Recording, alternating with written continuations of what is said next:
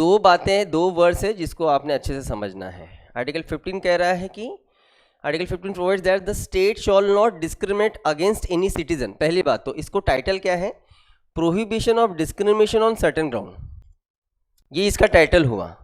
अब उसमें जो प्रोविजंस हैं वो प्रोविजंस ये हैं कि article 15 provides that the state shall not discriminate against any citizen on the ground only of religion, race, caste, sex और place of birth, access to shop, public restaurant, hotels and places of public entertainment, the house of wells, tanks, bathing, ghats, roads and place of public resort maintained wholly or party by state fund or dedicated to the use of general public।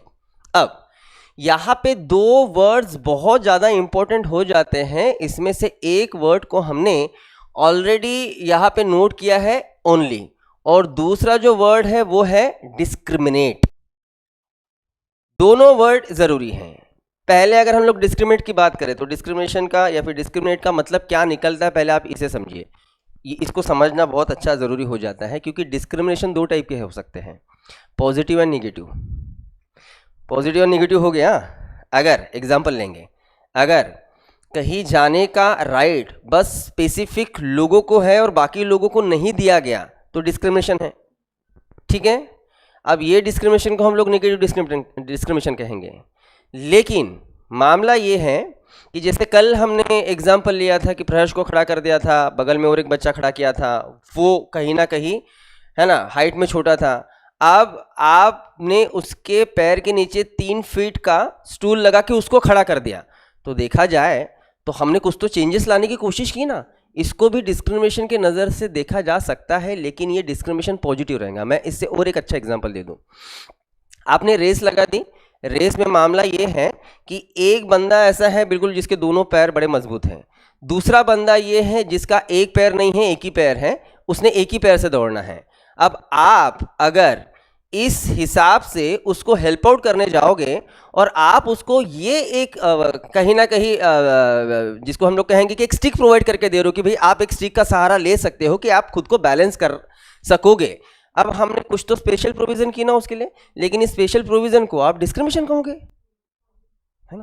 तो यहाँ जिस discrimination की बात कर रहे हैं ना हम लोग, यहाँ पे ये डिस्क्रिमिनेशन है निगेटिव डिस्क्रिमिनेशन। स्टेट ऐसा डिस्क्रिमिनेशन नहीं करेगा किसी भी सिटीजन के साथ कि जिन्हें कहीं पर्टिकुलर एरिया में जाने के लिए रोका जाएगा, ठीक है। तो डिस्क्रिमिनेशन दो उसके मीनिंग निकलेंगे। हम लोग निगेटिव डिस्क्रिमिनेशन की बात कर रहे हैं। और दूसरी ज़रूरी बात कि यहाँ जो वर्ड हमने मेंशन किया है ना, only of religion, race, caste, sex, place of the birth, इसका मतलब ये है कि हम सिर्फ caste, religion, race, sex, place of birth को लेके डिस्क्रिमिनेट नहीं कर सकते, बाकी चीज़ों के लिए कर सकते हैं। फंडामेंटल राइट्स इसलिए तो बड़े मुश्किल हो जाते हैं समझना। अगर हम लोग सीधा सीधा पढ़े तो वो ओनली को हम लोग ध्यान भी नहीं देंगे, छोड़ देंगे उसको, लेकिन उसका मीनिंग पूरे इस सेंटेंस में दो ही चीज़ें इंपॉर्टेंट हैं, एक डिस्क्रिमिनेट और दूसरा ओनली। डिस्क्रिमिनेट मतलब निगेटिव डिस्क्रिमिनेट नहीं कर सकता, ओनली मतलब सिर्फ इसको लेके डिस्क्रिमिनेशन नहीं हो सकता, बाकी चीज़ों के लिए हो सकता है। बाकी चीज़ों के लिए डिस्क्रिमिनेशन बिल्कुल हो सकता है, ठीक है। दोनों का मीनिंग हमने पहले तो जान लिया। अब सामने जो प्रोविजंस है, तो बेसिकली फिर जैसे हमने कहा कि किसी कोई भी पर्सन है, मतलब वही है कि किसी भी कास्ट का है, रेस का है या फिर किसी भी रिलीजन से है, वो हर शॉप या फिर public restaurant, hotel, places, public entertainment या फिर कुएं हैं या फिर टैंक्स है, बाथिंग घाट्स हैं, ऐसे जगह पे जाने के लिए बिल्कुल किसी को रोका नहीं जाएगा। ये आर्टिकल 15 जो है वो इक्वेलिटी देने की कोशिश करते हैं। जैसे मैं आपको बताऊं एग्जांपल, आप यूपी बिहार चले जाओ, आपको हर घाट पे तो ठीक, अब तो देखो कैसा है कि एटलीस्ट घाट में किसी भी पर्सन को ले जाने का तो राइट है, लेकिन हर घाट के आपको ना 2 पार्ट्स मिलेंगे। हर घाट के एक पार्ट जहाँ पे स्पेसिफिक रिलीजन के ही लोग जलाए जा सकते हैं और दूसरा पार्ट जहाँ पे सब जलते हैं। तो वो पार्ट ना जहाँ पे स्पेसिफिक कैटेगरी या फिर रिलीजन के ही लोग जला सकते हैं, वो है ब्राह्मण्स एंड अग्रवाल, वो इधर जलेंगे। राइट साइड में वो जलेंगे, हर जगह पे लगभग ऐसा है, और लेफ्ट साइड में बाकी सब जलेंगे। घाट्स पे भी डिस्क्रिमिनेशन है, घाट पे भी है, लेकिन एटलीस्ट अब हम लोग क्या कर रहे हैं कि किसी घाट पे किसी को जलाने के लिए एंट्री रोक तो नहीं पा रहे हैं ना, हम एटलीस्ट उनको एंट्री दे रहे हैं। तो बेसिकली एंट्री जो है वो आर्टिकल 15 देता है। लेकिन है तो देखा जाए तो ये इतना ही छोटा सा पार्ट आर्टिकल 15, लेकिन इस आर्टिकल 15 के जो एक्सेप्शंस है उन एक्सेप्शंस को समझ पाना ज़रा ज़रूरी हो जाएगा। तो पहले हम लोग समझ ही लेते हैं, उसके बाद आप आराम से उसको लिखते बैठना। देखिए, हम सीधा सीधा कह रहे हैं कि हम किसी भी बेसिस पे डिस्क्रिमिनेट नहीं करेंगे और सबको इक्वल एंट्री देंगे, लेकिन फिर भी आर्टिकल 15(3) यहाँ एक एक्सेप्शन दिखाएगा कि the state is permitted to make any special provision for women and children. अब वुमेन्स और चिल्ड्रंस को लेके जो स्पेशल प्रोविजंस किए जा रहे हैं, तो वो देखिए क्या किस तरीके से एक्सेप्शंस है, डिस्क्रिमिनेशन मिलेगा, लेकिन बात यही है कि वो डिस्क्रिमिनेशन निगेटिव में नहीं मिलेगा, वो डिस्क्रिमिनेशन पॉजिटिव में मिलेगा। जैसे अगर हम लोग वुमेन्स की बात करें तो वुमेन्स को आज लोकल गवर्नमेंट में, लोकल बॉडीज़ में 50% रिजर्वेशन है। देखो मामला क्या है, एग्जाम्पल, अगर 100% में से अगर हम लोग वुमेन्स के लिए 50% रिजर्वेशन रख रहे हैं, तो उस 50% पे मेल्स का एंट्री रोक रहे हैं ना, लेकिन इसको क्या डिस्क्रिमिनेशन की नज़र से देखेंगे हम लोग? बिल्कुल नहीं। सेम अगर हम लोग आज लोअर हाउस की बात करें, मतलब लोकसभा की बात करें, तो वहाँ पे भी 1/3 रिजर्वेशन का प्रोविज़न किया गया है। तो ये एक्सेप्शन है, हम भले ही बोल रहे कि हम रेस, कास्ट, सेक्स इस बेसिस पे डिस्क्रिमिनेट नहीं करेंगे, लेकिन एक्सेप्शंस ये कि हम लोग वुमेन्स के लिए स्पेशल प्रोविज़न बिल्कुल कर सकते हैं, बसेस में उनके सीट्स रिजर्व रख सकते हैं, और ये काफ़ी ज़्यादा ज़रूरी है। और ये काफ़ी ज़्यादा ज़रूरी क्यों है? इक्वलिटी लाने के लिए। और किस चीज़ के लिए? हम इक्वलिटी लाने की कोशिश कर रहे हैं, हम लोग डिस्क्रिमिनेट नहीं कर रहे हैं। आप सोचो कि आज भी लोकसभा के 543 सीट्स जितने हैं, उसमें से कितने वुमेन्स हैं रिप्रेजेंटर, कितने मेंबर ऑफ पार्लियामेंट है? हार्डली 70 के आसपास। मतलब आज भी अगर देखा जाए तो सही तरीके से 15% भी सही तरीके से वुमेन्स रिप्रेजेंटेशन हमें नहीं मिलता। ठीक है, जो मिलता भी है, एग्जाम्पल लेंगे, जो मिलता भी है वो भी वुमेन्स हमें आपको सारे के सारे वो मिलेंगे जिनका बैकग्राउंड ऐसा है कि उनके हस्बैंड या फिर उनके फादर जो है वो पॉलिटिशियन थे। आउटसाइडर तो आपको मिलने से रहा। ये हालत सिर्फ हमारे देश में ऐसी कोई बात नहीं है, ये हालत अमेरिका, इंग्लैंड में भी उसी तरीके से है। अमेरिका, इंग्लैंड जैसे देशों में भी 2005 तक उनके लोअर हाउस के, मतलब अमेरिका की बात करेंगे तो हाउस ऑफ रिप्रेजेंटेटिव, इंग्लैंड की बात करेंगे तो हाउस ऑफ कॉमन्स, दोनों हाउस में टोटल स्ट्रेंथ के 10% के ऊपर वुमेन्स रिप्रेजेंटेशन नहीं। जो हमें अच्छे हालात मिल रहे हैं ना, वो मिल रहे हैं नॉर्वे में, फिनलैंड में, वो भी कितना, तो टोटल स्ट्रेंथ के 25 to 30%। तो ये भी बहुत हुआ क्या ऐसे? बिल्कुल नहीं। तो अब उन्हें अगर हमें पॉलिटिकली स्ट्रांग करना है तो उनके लिए स्पेशल प्रोविजंस तो करने पड़ेंगे, और इसलिए ये आर्टिकल 15(3) एक्सेप्शन में जाता है। ठीक है, special provision for womens. Example में फिर हमने 50% लोकल बॉडी में उन्हें रिजर्वेशन दिया है। सेम अगर हम लोग चिल्ड्रंस की बात करें तो चिल्ड्रंस को भी कुछ स्पेशल प्रोविज़न करके दिया है हमने। क्या? तो 0 to 14 एज ग्रुप के बच्चों को फ्री एंड कंपलसरी एजुकेशन, तो ये डिफरेंट ट्रीटमेंट मिल रहा है ना, मिल रहा है डिफरेंट ट्रीटमेंट, इसलिए तो ये हम एक्सेप्शन में रख रहे हैं कि ये एक्सेप्शन है। भले हम लोग कह रहे हैं कि हम लोग इक्वल ट्रीटमेंट सबको देंगे, इक्वल एंट्री सबको देंगे, लेकिन आर्टिकल 15(3) वुमेन्स एंड चिल्ड्रंस के लिए स्पेशल प्रोविजंस प्रोसीजर्स रह सकती है। अच्छा, ये 15(4) है, मतलब ये अमेंडमेंट करके डाला हुआ है कि ये सब आर्टिकल है? सब आर्टिकल, ब्रैकेट में हम लोग नंबर देख रहे हैं, सब आर्टिकल है 15 की, ये सब article. 15(4) the state is permitted to make any special provision for the advancement of any socially and educationally backward class. ये देखिए यहाँ जरूरी है। अच्छा, पहले तो इससे क्या हुआ है, पहले उसको हम लोग समझ लेते हैं।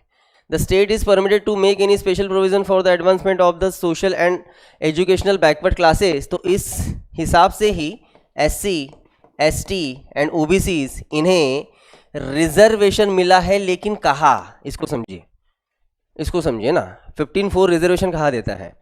Basically SC, ST and OBCs को रिजर्वेशन कहाँ मिला, ये आपको पता है क्या? तीन हम लोग उसका वो स्टेज निकाल सकते हैं। एक, एजुकेशन इंस्टीट्यूशन में, सेकेंड एम्प्लॉयमेंट में, एंड थर्ड पॉलिटिकली। पॉलिटी की मतलब अगर हम लोग लोकसभा की बात करें तो लोकसभा में हमें रिजर्व सीट्स मिलेंगी, विधानसभा में हमें रिजर्व सीट्स मिलेंगी, और आपको लोकल बॉडीज़ में भी रिजर्व सीट्स मिलेंगी। अभी जो महाराष्ट्र लोकल बॉडी का जो इलेक्शन हुआ, वहाँ तो मामला ये हुआ कि कहीं कहीं जगह पे रिजर्वेशन, ओबीसी को 27% जो दिया गया, उसके कारण ये जो रिजर्वेशन है ना 100% तक गया है। आपको पता है क्या कि लोकल बॉडीज़ के इलेक्शन में हाईकोर्ट ने स्टे लाया था? पता है? फिर भी महाराष्ट्र ने ले लिया, ठीक है, उनको मुजरी करना था, उन्होंने कर दिया, ठीक है।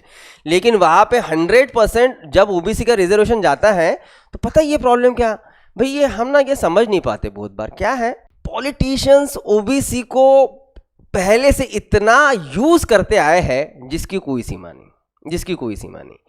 यहाँ पे ओबीसीज को मैक्सिमम सीट्स इसलिए दिए जा रहे हैं क्योंकि ऑफ कोर्स ओबीसीज के वोटर ज़्यादा हैं, ओबीसीज के वोटर ज़्यादा है तो ओबीसीज वोट अपने पर्सन को करेंगे तो उनके कैंडिडेट जीत के आ जाएंगे, तो भाई बीजेपी या फिर जो भी है पार्टी उनको तो फ़ायदा होगा।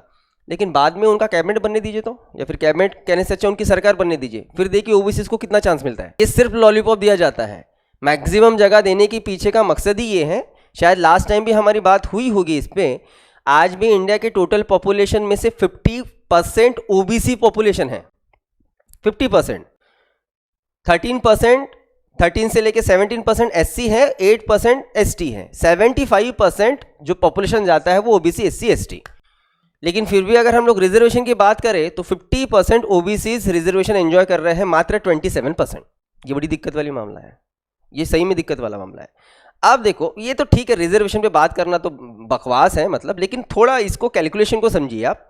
50% ओबीसी एससी एंड एसटी, ये 75% अगर पॉपुलेशन जाता है, और सुप्रीम कोर्ट के इंदिरा साहनी केस जजमेंट 1992 का ये कहना है कि 50% के ऊपर रिजर्वेशन नहीं जाएगा, तो हर स्टेट में जितना पॉपुलेशन ओबीसी एससी एसटी का है वो 75%, रिजर्वेशन मिल रहा है 50%, और रिमेनिंग जो बचे जनरल जो 25% है उन्हें सीट्स मिल रही है 50%। ये कैलकुलेशन समझ में आ रहा है क्या? मामला कहाँ है? ये दिक्कत यहाँ पे हो जाती है, ठीक है। तो यहाँ मामला ये है कि सुप्रीम कोर्ट ने उनका जो इंदिरा साहनी केस का जो जजमेंट है ना, उसके ऊपर थोड़ा सोचना बहुत ज़्यादा ज़रूरी हो जाएगा, क्योंकि इसके कारण बहुत दिक्कतें होती है। रिजर्वेशन को लेके हम लोग आएंगे ही, 15(6) जब हम लोग देखेंगे तो ईडब्ल्यूएस को लेके हमें बात करनी है। लेकिन एक ज़रूरी बात देखिए, यहाँ बेस क्या पकड़ा है रिजर्वेशन का, पहले ये समझिए। आर्टिकल 15(4) ये रिजर्वेशन दे रहा है कहाँ पे? हाँ, कहाँ पे? इसके ऊपर बात चल रही थी ना हमारी। ये तीन जगह पे रिजर्वेशन मिल सकता है आपके। पॉलिटिकली रिजर्वेशन मिल सकता है आपका एम्प्लॉयमेंट के लिए और आपके एजुकेशन के लिए।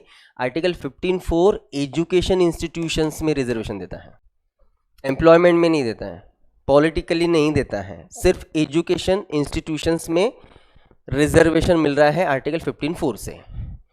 और सबसे इंपॉर्टेंट बात, जिस बेसिस पे दे रहा है वो बेसिस समझिए। बेसिस क्या है? Socially and educationally backwards.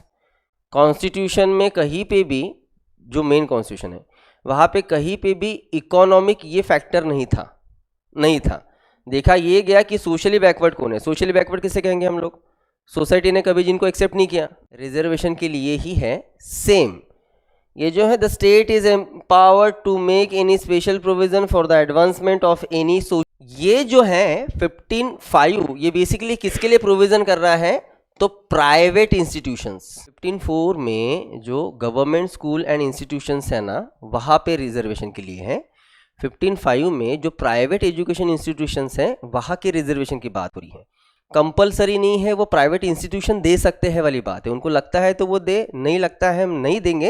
लेकिन प्राइवेट एजुकेशन इंस्टीट्यूशंस के लिए भी ये आर्टिकल 15(5) जो है वो रिजर्वेशन देता है, ठीक। देन लास्ट आर्टिकल 15(6) जो अभी अभी ऐड हुई है 6 साल पहले, मेन कॉन्स्टिट्यूशन में नहीं थी। अब यहाँ हमें लेकिन ये जो आर्टिकल मिलता है ये 15(6), इसके लिए 103rd अमेंडमेंट हुई 2019, और मोदी जी ने रिजर्वेशन के फैक्टर में और एक चीज़ नई ऐड की जो थी, यहाँ एक ज़रूरी बात, economically weaker section. The state is empowered to make any special provision for the advancement of any economically weaker section. जो इकोनॉमिकली वीकर जोन्स में आते हैं। अब यहाँ पे सोशली या एजुकेशनली बिल्कुल नहीं सोचा गया, जो आर्थिक तौर पे जो है वो जो वीकर सेक्शन में आएंगे उन्हें 10% रिजर्वेशन देने के लिए है। अच्छा, कहाँ पे? लेकिन एम्प्लॉयमेंट में नहीं, एजुकेशन इंस्टीट्यूशन में ना। एम्प्लॉयमेंट के बारे में बिल्कुल मत सोचिए, यहाँ पे एंट्री की बात हो रही है, रिजर्वेशन की बात हो रही है, तो एजुकेशन को लेके, ठीक है।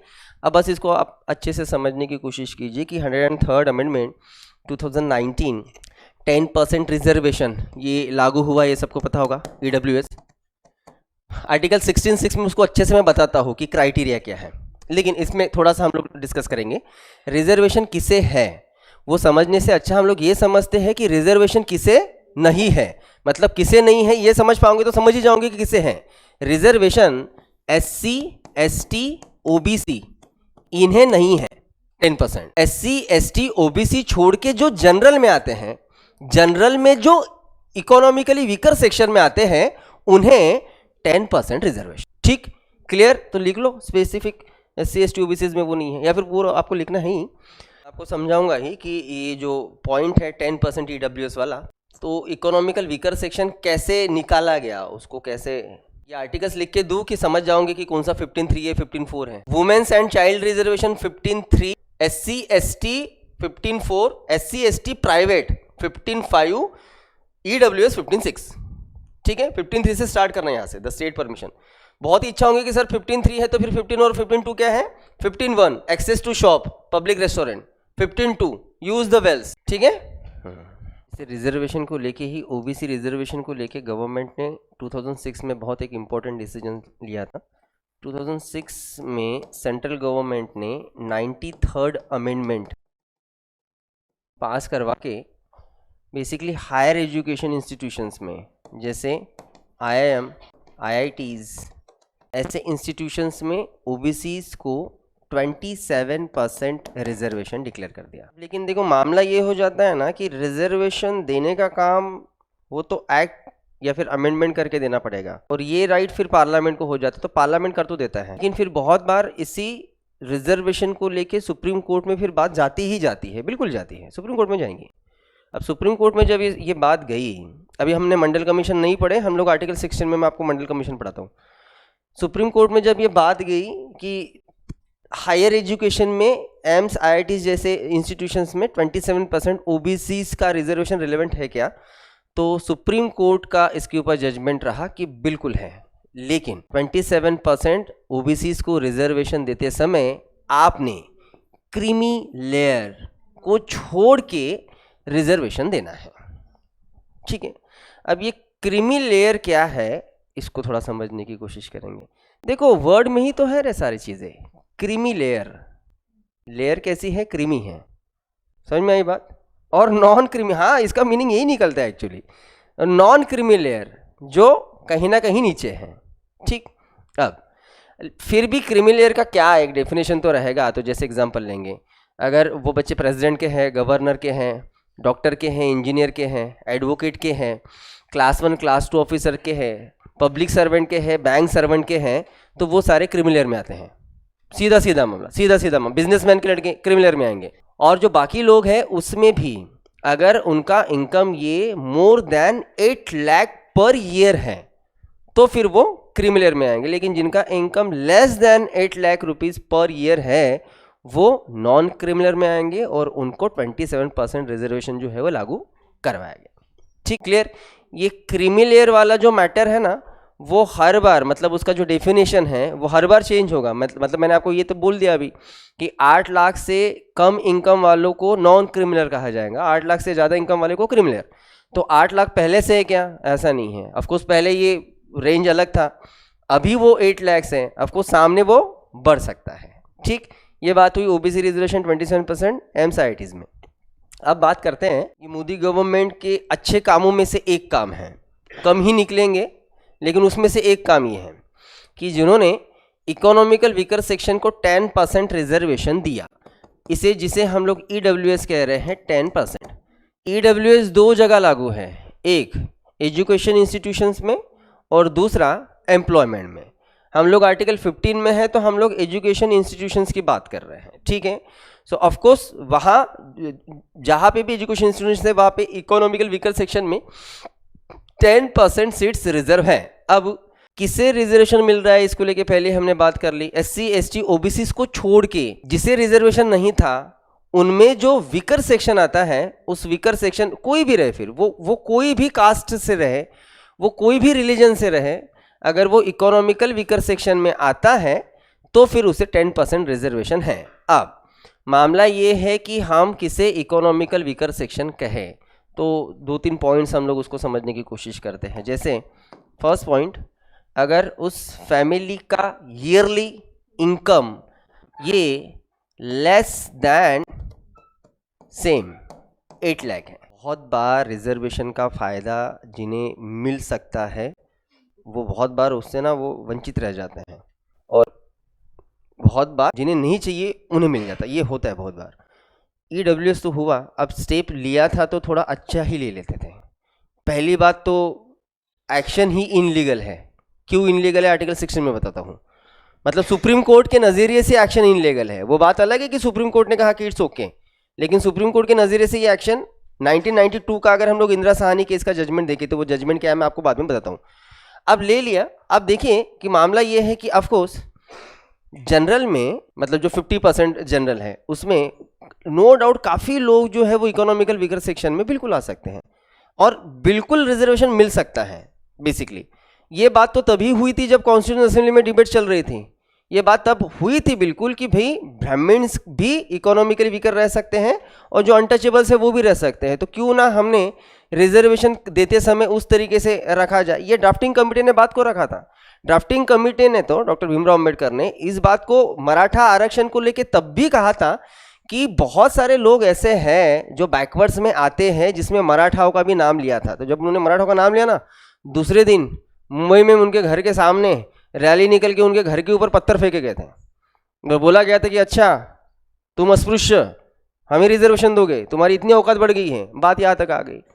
आप ठंडी में बेचारे आंदोलन करते हैं, रिजर्वेशन चाहिए। बात प्रॉब्लम ये है, बहुत सारे प्रॉब्लम्स तभी सॉल्व हो गए रहते हैं, लेकिन हुए नहीं। चलो ठीक है, ये भी उसमें से एक प्रॉब्लम थी। लेकिन अब इसमें देखिए प्रॉब्लम क्या है, मैं आपको प्रॉब्लम बता दूँ। बहुत बार क्या हो जाएगा ना कि जिन्हें सही में जो ज़रूरत है, जो इकोनॉमिकली बहुत ज़्यादा वीकर है, उन्हें रिजर्वेशन नहीं मिलेगा। वो तो थोड़ा सा स्ट्रॉन्गर जोन में आते ना, उन्हें रिजर्वेशन मिलेगा। आप कह रहे हो कि जिनका इनकम लेस देन 8 लाख है उनको इसमें गिना जाएगा इकोनॉमिकल वीकर सेक्शन में, जिनका 8 से ज़्यादा है उनको नहीं गिना जाएगा। अब इस साल का बजट अगर छोड़ दिया जाए तो लास्ट टाइम के अगर बजट में जाओ अब पिछले साल में, तो अगर किसी पर्सन का इनकम 8 लाख है तो 8 लाख के इनकम पे उस पर्सन को टैक्स भरना था। 8 लाख इनकम है तो 5 लाख एग्जम्प्टेड था, रिमेनिंग 3 लाख पे 20% निकलता है 60,000। आप सोचो फिर कि जो पर्सन 60,000 ईयरली इनकम टैक्स भर सकता है उसको इकोनॉमिकल वीकर सेक्शन में कैसे ला रहे हो? समझ में आई क्या बात?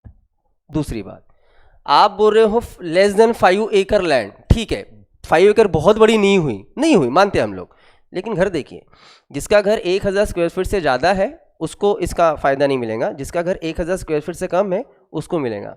मुंबई में जाइए आप लोग देखोगे 500 स्क्वायर फीट में आलीशान रहते हैं, अच्छे से रहते हैं। समझ में आई क्या बात? मैं 500 स्क्वायर फीट की बात करो, यहाँ पे 1000 स्क्वायर फीट की बात है।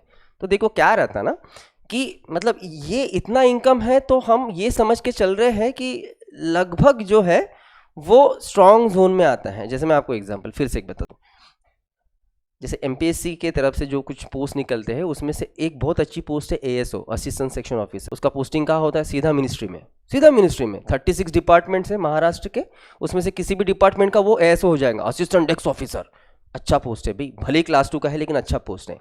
इस अच्छे पोस्ट को रुबाब देखिए मिनिस्टर के हाथ के नीचे रहेगा, उसको डिपार्टमेंट देखना है। उसका पेमेंट कितना निकलता है? 70,000 पर मंथ। 70,000 पेमेंट निकलता है एक ऑफिसर का। 12 7 कितना होगा? 8,40,000। ठीक है, आप जब वो अपना इनकम दिखाएगा तो उसका 8,40,000 हो जाएगा। तो सोचो अगर उसका सैलरी अगर 3 4 5 हज़ार से कम होता तो उसका लेस देन 8 लाख आया रहता, उसे भी डाले रहते फ्री डब्ल्यू। समझ में आई क्या बात क्या है? अगर इसको हम लोग और नीचे रखते हैं, एक्चुअली उस तबके को ये फ़ायदा होता जिनको सही में ज़्यादा ज़रूरत है। समझ में आई बात? ठीक है, रखा तो गया, अच्छी बात है, इसको बड़ा अपोज किया गया, मैं तो सपोर्ट किया कि बिल्कुल इकोनॉमिकल जोन में जो है ना पीछे, उनको बिल्कुल मिलना चाहिए। और क्रीमी वाला फैक्टर, जैसे गवई सर भी जाते जाते उन्होंने फिर से ये सेकेंड टाइम स्टेटमेंट दिया था, एक ही स्टेटमेंट था उनका जो समझने वाले को इशारा काफ़ी था कि एक फार्मर का लड़का और एक आईपीएस का लड़का, इनको हम लोग इक्वली नज़रिए से नहीं देख सकते। तो उनका कहना ये था कि जो शेड्यूल कास्ट शेड्यूल ट्राइब्स हैं उनमें अब क्रीमिलियर लाना ज़रूरी है, और इसको लेके इतना अपोज हुआ। और मैं तो पहले से, मेरी थ्योरी ये है, मैं आपको थ्योरी बताऊँ, देखो होता क्या है, मैं आपको बड़ा सिंपल बता दूँ। एक्चुअली SC STs को क्रीमिलियर नहीं है, अब ठीक है, क्योंकि कितना क्या है कि ये इतने बैकवर्ड्स थे कि इनमें क्या क्रीमिलियर डाले, ये सोचने वाली बात थी।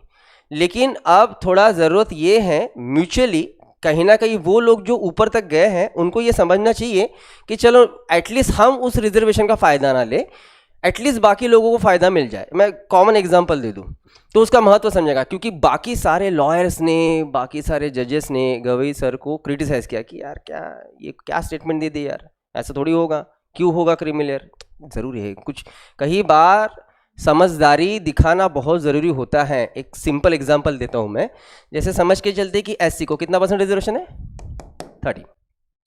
एग्जाम्पल अगर 100 ये इतनी जगह IPS की है एग्जाम्पल, तो 100 में से 13% मतलब 13 सीट्स SC कैटेगरी को जाएंगी, ठीक है। 13 में आप देख लेना, 13 में लगभग 9 से 10 कैंडिडेट ये वो रहेंगे जिनके फादर खुद IPS हैं या IS हैं, यही मिलेंगे आपको। फिर बच्चे कितने, 3-4 कौन है, ये है कॉमन। अब मामला इसमें, मेरी बच्ची ये पॉलिटिकल साइंस की तगड़ी वो टीचर रहेंगी ही रहेंगी, क्यों भाई मेरा खून है। फिर IPS का बच्चा IPS नहीं होगा, हो ही जाएगा लगभग 90% चांसेस तो है, मानते हो ना, बचपन से मिला ना उसको वो कल्चर, तो बिल्कुल। लेकिन फार्मर के बच्चे को मिला क्या बचपन से कल्चर, नहीं मिला है। तो अब देखो मामला क्या हो रहा है कि इतने कम वहाँ से आ रहे हैं, जिनको ज़रूरत थी वो पीछे रह रहे हैं, इनको ज़रूरत नहीं थी लेकिन रिजर्वेशन है, कट ऑफ कम जाएगा, इनका स्कोर आ जाएगा। समझ में ये बात, इन्होंने अगर म्यूचुअली थोड़ा सा दिखा दिए, आपने नहीं लिए तो भी चल जाएगा ना, आप छोड़ दो, आपने इतना कल्चर डेवलप किया है खुद का, बाकी लोगों को चांस दो, ठीक है। तो ये एक कहीं ना कहीं हो जाएगा। और कैटेगराइजेशन करना बहुत ज़्यादा ज़रूरी है। जैसे मैं बताऊँ SC में, जैसे महाराष्ट्र में 59 कास्ट आते हैं, आप पूरे देश की बात करोगे तो 1036 कास्ट आते हैं। अब जैसे महाराष्ट्र में 59 कास्ट आते हैं, उसमें से है महार, सबसे ज़्यादा फायदा महारों ने लिया।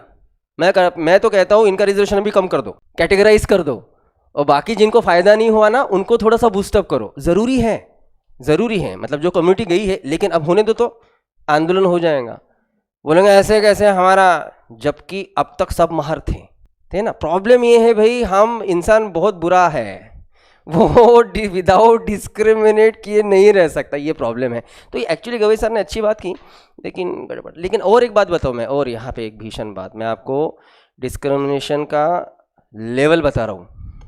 जैसे एक बात तो मैंने आपको बता दी कि डिस्क्रिमिनेशन ऐसे थोड़ा सा ख़त्म हो गया, यहाँ तो है। दूसरी बात, यहाँ से 13% 100 में से SC, या फिर ST 100 में से 8, या फिर OBC 100 में से 27 आ जाते हैं। कैसे में से आए जाते हैं, 1-2 जगह कम रहती लेकिन आए जाते हैं, लेकिन बस आते हैं, सिर्फ बोल रहा हूँ आते हैं, प्रमोशन के टाइम पे पीछे ही रहते हैं, आप जाके आज कोई भी बड़ी पोस्ट, मैं कास्टिज्म नहीं करता हूँ लेकिन मैं फैक्ट्स बता रहा हूँ मैं आपको, मैं बिल्कुल इन चीज़ों को नहीं मानता। कास्ट रिलीजन मेरा बड़ा सिंपल रिलीजन है और वो है ह्यूमैनिटी, इसके अलावा मेरा और कुछ नहीं है।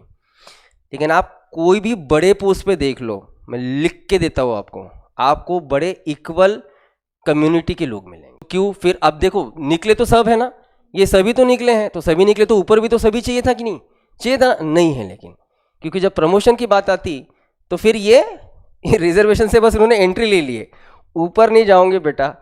वहाँ लास्ट टाइम वो IPS का केस हुआ था ना, एक पुलिस ऑफिसर एक IPS ऑफिसर सुसाइड कर रहा है डिस्क्रिमिनेशन को लेके। अरे लास्ट टाइम आपको पता नहीं क्या, वो जो हाँ MP या UP का था ना, कुमार कोई था ना वो पर्सन है ना, कैटेगरी का था, उसके साथ डिस्क्रिमिनेशन हो रहा करके एक IPS अगर सुसाइड कर सकता है तो आप सोचिए कि आम लोगों की क्या औकात है, सोचिए कि कितना हरासमेंट होता होगा इन सारी चीज़ों को लेके। तो ये मेंटली बहुत बड़ा प्रॉब्लम है, उसे सॉल्व करना ज़रूरी है। एनीवेज चलो, हमने ओबीसी रिजर्वेशन, ईडब्ल्यूएस, उसकी खामियां भी हमने देख लिया। अब डालिए आर्टिकल 16, आर्टिकल 16(3). अब जैसे हम लोग बोल तो रहे हैं कि पब्लिक एम्प्लॉयमेंट को लेके कोई डिस्क्रिमिनेशन नहीं, और बर्थ ऑफ प्लेस होगा या सेक्स होगा या फिर जो भी होगा उसका बिल्कुल कोई डिस्क्रिमिनेशन नहीं। तो इसका मतलब ये भी है कि कोई भी पर्सन किसी भी और स्टेट में जाके उस स्टेट के पब्लिक एम्प्लॉयमेंट को वो पा सकता है, ले सकता है, ठीक है। इसका मतलब ये होगा, लेकिन इसमें एक्सेप्शन ही ये है कि कुछ स्टेट्स ऐसे हैं जो स्टेट्स उनके स्टेट सर्विसेज को उन्हीं के स्टेट्स के रेसिडेंट के लिए रिजर्व रख सकते हैं। और ये प्रोविज़न हमने जब सिटीजनशिप पढ़ा है हमने तब भी पढ़ा था। हमने ये देखा था कि 1954 में 4 स्टेट्स ऐसे हैं जिन्होंने ये एक्ट किया था कि उनके स्टेट्स के पब्लिक सर्विसेज जो है वो उन्हीं के स्टेट के रेसिडेंट को रहेंगे, बाकी को नहीं रहेंगे। उसमें से बाद में कुछ स्टेट जैसे हिमाचल एंड त्रिपुरा निकल गए, लेकिन आज भी ये आंध्र प्रदेश एंड तेलंगाना स्टेट में लागू है कि आंध्र प्रदेश तेलंगाना स्टेट, ये 2 स्टेट किसी भी बाहरी स्टेट के इंसान को एंटरटेन नहीं करने वाले। तो ये डिस्क्रिमिनेशन तो हुआ, लेकिन ये एक्सेप्शन है। तो जैसे आर्टिकल 15(4) था बिल्कुल एज इट इज 16(4) है, बस रिजर्वेशन का फैक्टर चेंज होगा। आर्टिकल 15(4) SC ST को रिजर्वेशन दे रहा था, आर्टिकल 16(4) भी SC ST को ही रिजर्वेशन देगा, लेकिन यहाँ पे रिजर्वेशन कहाँ पे? एम्प्लॉयमेंट में, पब्लिक एम्प्लॉयमेंट। एग्जाम्पल में समझाता हूँ मैं, सुप्रीम कोर्ट का ही ये जजमेंट था, उसको हम लोग एग्जाम्पल में समझने की कोशिश करते हैं।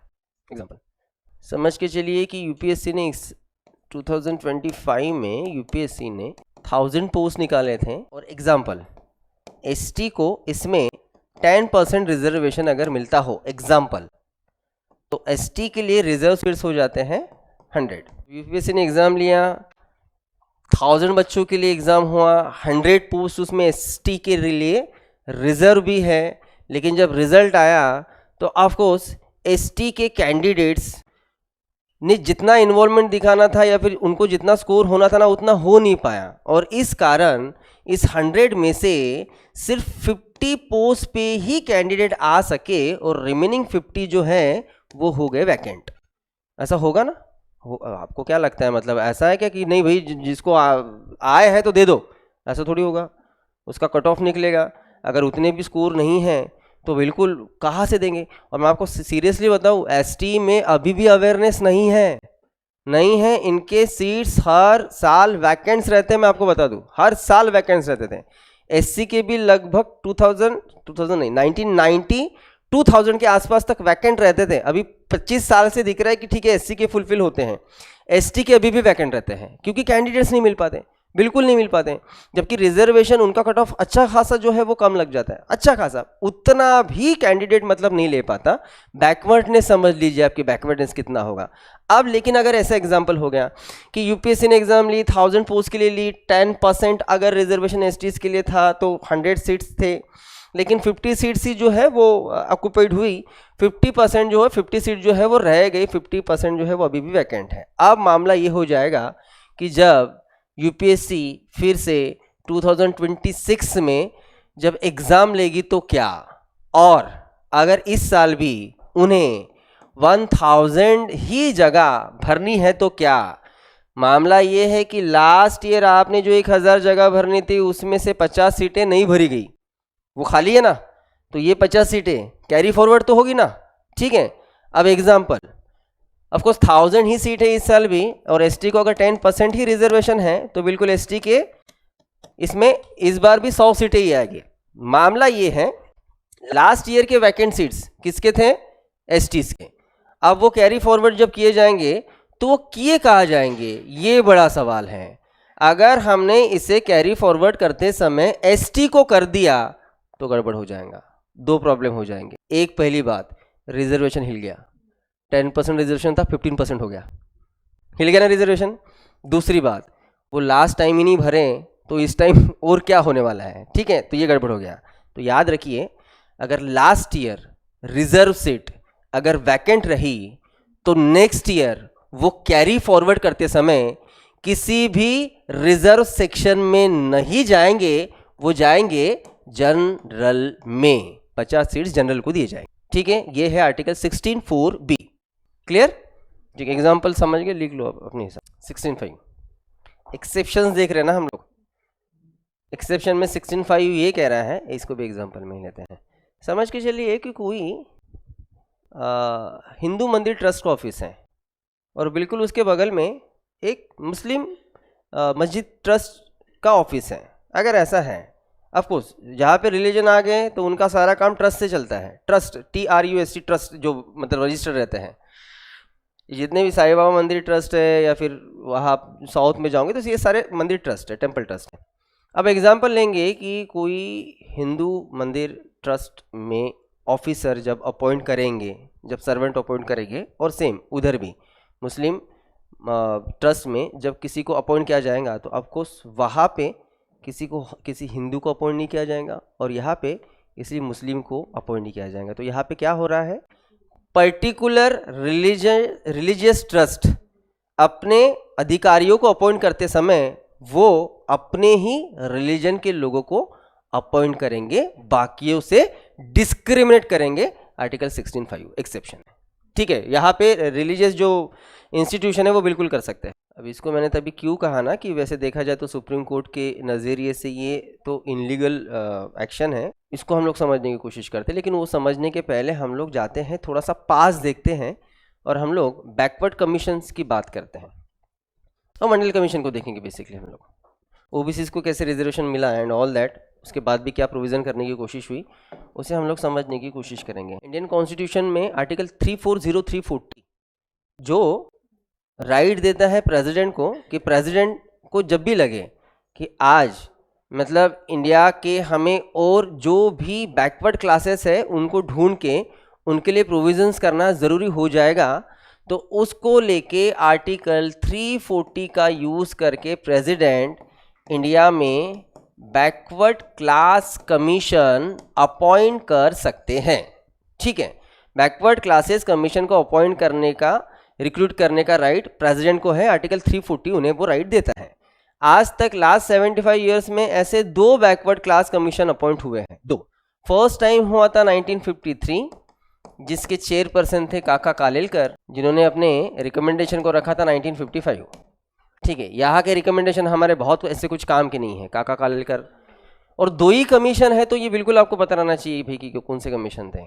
फर्स्ट काका कालेलकर, और सेकेंड कमीशन जो अपॉइंट हुआ था वो हुआ था 1979, जब मोरारजी देसाई इनका गवर्नमेंट था, मतलब जनता दल का गवर्नमेंट था, और इसके जो चेयरमैन बनाए गए थे वो थे PB मंडल, और इसे हम लोग जानते हैं मंडल कमीशन के नाम से। काम इन्हें सौंपा गया है कि आप सर्च कीजिए फिर से कि देश में और ऐसे कुछ कास्ट कम्युनिटीज़ है क्या कि जो अभी भी सोशली, इकोनॉमिकली नहीं, एजुकेशनली बैकवर्ड्स हैं, और जो बैकवर्ड में आते हैं उसको लेके आप रिकमेंडेशन दीजिए।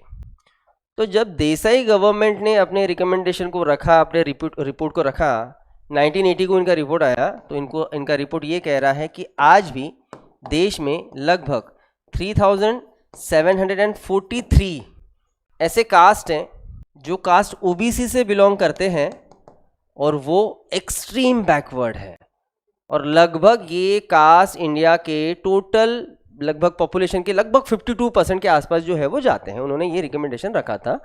तो उनका कहना ये था कि ये 3743 कास्ट को एटलीस्ट 27% रिजर्वेशन मिले, ये उनके रिकमेंडेशन थे। तो ये मंडल कमीशन के रिकमेंडेशन हैं। OBCs के 27% आते। रिकमेंडेशन रखे गए तो बिल्कुल गवर्नमेंट ने इसके ऊपर कुछ ना कुछ एक्शन लेना था, लेकिन 1980 में तो पूरा सिनारियो ही चेंज हो गया। 1980 में ये कमीशन अपॉइंट करने वाली सरकार गिर गई। इस कमीशन को अपॉइंट करने वाले मोरारजी देसाई जनता दल, 1980 को उनकी सरकार गिरी, और 1980 को फिर से 1980 क्यों 1979 के एंड में ही गिरी, और 1980 को फिर से इंदिरा गांधी गवर्नमेंट आई, कांग्रेस आई। ऑफकोर्स कांग्रेस के सामने जब रिपोर्ट आई तो इंदिरा गांधी तो इस प्रोविज़न या फिर इस रिकमेंडेशन को लागू करने से रहेंगे। क्यों? क्योंकि ये कमीशन जिन्होंने अपॉइंट किया है भाई, वो बंदा तो सबसे ऊपर वाला लेवल वाला शत्रु है इंदिरा गांधी का, तो उसके तो रिकमेंडेशन रखेंगे नहीं, मतलब बात नहीं होगी। तो गवर्नमेंट ने बिल्कुल कोई एक्शन नहीं लिया। लेकिन इसी चीज़ को मंडल कमीशन को 10 साल के बाद सीरियसली लिया गया और 1990 जब नेशनल फ्रंट का गवर्नमेंट था, अलायंस का गवर्नमेंट था और जिसके प्राइम मिनिस्टर थे वीपी सिंह, उन्होंने फाइनली ये डिसीजन लिया कि ओबीसीज इन्हें 27% रिजर्वेशन दिया जाएगा। तो यहाँ पे ये लागू हुआ रिजर्वेशन। पता है फिर आपको 1990 में कितने दंगे हुए देश में? बहुत दंगे हुए पूरे देश में। अगर कोई घोषणा चल रही थी और जिसकी चर्चा चल रही थी, दो ही वर्ड बोले जाते थे, मंडल कमंडल, मंडल कमंडल। कमंडल, कमंडल समझते हैं ना? कमंडल का मतलब समझ में आ रहा है क्या? कमंडल साधु के हाथ में रहता है।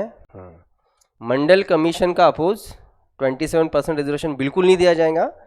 और कमंडल मतलब कहाँ पहुँचना है? अयोध्या। ये मीनिंग निकलता है मंडल कमंडल। अरे बहुत खतरनाक सा एटमॉस्फेयर बन गया था पूरे देश का, बहुत ही ज़्यादा। एनीवेज, उसके ऊपर हम लोग बाद में डिस्कशन करेंगे। लेकिन चलो, रिजर्वेशन तो मिल गया। अब रिजर्वेशन मिला, उसके 1 साल बाद एक बड़ा इंटरेस्टिंग ट्विस्ट आया इस पूरे कहानी में। 1 साल के बाद 1990 के बाद 1991 में वीपी सिंह सरकार गिरी और वीपी सिंह के जगह पे 1991 में कांग्रेस आई और कांग्रेस के प्राइम मिनिस्टर पीवी नरसिंह राव, जिन्होंने बहुत इंपॉर्टेंट दो डिसीजंस लिए थे। 2 डिसीजंस जब यहाँ पे वीपी सिंह पहले 90 में जब वीपी सिंह ने 27% रिजर्वेशन दिया ना, तो ये किस बेसिस पे दिया? बैकवर्डनेस क्या देखा गया? Social and education. दो यहाँ। लेकिन पीवी नरसिंह राव ने इसमें 2 चेंजेस किए, मेजर चेंजेस। एक ये कि ओबीसीज के इस 27% रिजर्वेशन में सोशल एंड एजुकेशनल के साथ साथ इकोनॉमिकल सेक्शन भी लाया कि नहीं, ओबीसीज में जो इकोनॉमिकल वीकर सेक्शन में है उन्हें भी 27% रिजर्वेशन मिलेगा। तो वीपी सिंह ने सोशल और एजुकेशनल ही था, यहाँ पे एजुकेशनल और सोशल के साथ साथ, ठीक है, इकोनॉमिकल उन्होंने लाया। और इसके अलावा 27% रिजर्वेशन ओबीसीज के अलावा, अब देखिए क्या हुआ। ऑलरेडी एससी एसटी को तो रिजर्वेशन था ही, और ये रिजर्वेशन लगभग जाता था 23-25%। अब ओबीसीज का रिजर्वेशन भी फाइनल हो गया। तो कैटेगरीज का तो हो गया, एससी को भी है, एसटी को भी है, ओबीसीज को मिल गया। इसके अलावा पीवी नरसिंह राव इन्होंने और एक बहुत इंपॉर्टेंट डिसीजन लिया था कि इसमें तो ठीक है 27% में और वो सेक्शन डाल दिया उन्होंने, इकोनॉमिकल बैकवर्ड सेक्शन, लेकिन इसके अलावा उन्होंने 10% रिजर्वेशन जो जनरल में आते हैं, उन जनरल के जो इकोनॉमिकल वीकर सेक्शन है उन्हें दिया जाएगा 10% ईडब्ल्यूएस की घोषणा, एक्ट ये लागू किया था पीवी नरसिंह राव 1991। ये जो चेंजेस लाए हैं पीवी नरसिंह राव गवर्नमेंट ने, इसको किया गया सुप्रीम कोर्ट में चैलेंज, और चैलेंज करके जो केस 1992 में सुप्रीम कोर्ट में थी उसको हम लोग कहते हैं इंदिरा साहनी केस। और इंदिरा साहनी केस के जजमेंट में सुप्रीम कोर्ट ने इस चीज़ के ऊपर ध्यान दिया कि अभी जितना भी मतलब यहाँ पे हलचलें हुई है रिजर्वेशन को लेके, तो कितना क्या चेंजेस हुआ। तो वो देख रहे कि एससी को ऑलरेडी इतना रिजर्वेशन है, एसटी को इतना है, ओबीसी को इतना है। SC, ST and OBCs in 3 community का रिजर्वेशन मिलके ही वो रिजर्वेशन जा रहा था 50% तक, ठीक है। एससी, एसटी एंड ओबीसी इनका रिजर्वेशन ही 50% जा रहा था। लेकिन पीवी नरसिंह राव इन्होंने जो एक्स्ट्रा 10% इकोनॉमिकल वीकर सेक्शन को भी रिजर्वेशन डिक्लेयर किया, तो उस हिसाब से फिर वो रिजर्वेशन जा रहा है और 10% ज़्यादा मतलब 60%। तो इंदिरा साहनी केस का जजमेंट देते समय सुप्रीम कोर्ट कह रहा है कि हमने इसके पहले भी, मैं बाद में बताऊंगा, इसको लेके 2 बार जजमेंट आए अब तक कि 50% के मोर देन 50% रिजर्वेशन नहीं जाने वाला। इंदिरा साहनी केस ने इस पे जजमेंट देते हुए कहा कि हमने पहले भी कहा है कि किसी भी स्टेट या फिर कंट्री में जो रिजर्वेशन है वो टोटल पॉपुलेशन के 50% के ऊपर नहीं जाएगा। ओबीसी को 27% रिजर्वेशन मिला तो ठीक है, उस कारण 50% का जो लेवल था वो पैक हो गया। एक्स्ट्रा 10% ईडब्ल्यूएस रिजर्वेशन ये अनकॉन्स्टिट्यूशनल है, इनलीगल है, क्योंकि वो 50% के लिमिट्स को क्रॉस कर रहा है। तो इंदिरा साहनी केस जजमेंट ने 10% ईडब्ल्यूएस इनवैलिड कर दिया और इस कारण ये रिजर्वेशन यहाँ पे खत्म हो गया। 10% ओनली है, 27% रिजर्वेशन ओबीसी को था ही। 1992 इंदिरा साहनी केस के जजमेंट का असर काफ़ी साल चला, ये लगभग सबका माइंडसेट अब क्लियर हो गया था कि हम 50% के ऊपर रिजर्वेशन नहीं दे सकते, नहीं दे सकते, नहीं दे सकते, मतलब नहीं दे सकते। फाइनली 2019 में 103rd अमेंडमेंट करके मोदी गवर्नमेंट ने लेकिन फिर से एक बार economical weaker section 10% reservation declare कर दिया। तो पहली बात, मोदी जी ने कुछ नया किया, लेकिन आप में से पहले किसी को पता था कि ये पहले हुई है? नहीं। हाँ, तो मामला ये है, कौन किया? हम किए। कॉन्सेप्ट बहुत पुराना है कि भाई इकोनॉमिकल वीकर सेक्शन को भी मिलना चाहिए। ये 30 साल पहले ही इसको लेके 30-35 साल पहले काम हुआ था, लेकिन यहाँ 2019 में 103rd अमेंडमेंट करके इकोनॉमिकल वीकर सेक्शन को जो 10% रिजर्वेशन दिया, और ये जब केस कोर्ट में गई, जब इस बेंच में गया, तो मेरे ख्याल से तब चंद्रचूड़ सर थे CGI, और उस बेंच ने 10% रिजर्वेशन को थंब दिखाया, इट्स ओके। तो सुप्रीम कोर्ट ने इट्स ओके कहा, तो अब उनसे हम लोग कुछ नहीं कर सकते। लेकिन मैंने अगर तभी कहा है आपको कि देखा जाए तो सुप्रीम कोर्ट के नज़रिए से 10% रिजर्वेशन इनलीगल है, तो मैंने क्यों कहा था? खुद तो उनका जजमेंट है, इंदिरा साहनी केस जजमेंट की नहीं जा सकता 50% के ऊपर, और अब यहाँ पे रिजर्वेशन गया है तो 60% रिजर्वेशन, अब ठीक है, अब 60% रिजर्वेशन है, लेकिन सुप्रीम कोर्ट ने उसे हरी झंडी दिखाया, इसलिए 10% रिजर्वेशन टिका हुआ है। हो सकता है लेकिन भविष्य में बेंच जब भी बदलेगा, वैसे भी अभी बदल ही गया है, गवई सर गए हैं, नए सर आए हैं, अब बेंच बदल गया है, अगर इसको चैलेंज किया जाए और सुप्रीम कोर्ट को अगर वो याद आए कि भाई हमने इंदिरा साहनी केस में क्या स्टैंड रखा था, तो चेंजेस हो सकते हैं। लेकिन देख, वो बात की बात है, अभी तो बेफिक्र रहो, अगर सुप्रीम कोर्ट ने दिया है कि इट्स ओके, तो ये 10% EWS को है रिजर्वेशन। क्लियर? ये हुआ 10% EWS की बात। ठीक है, चलो, यह आर्टिकल 16 फिनिश होता है।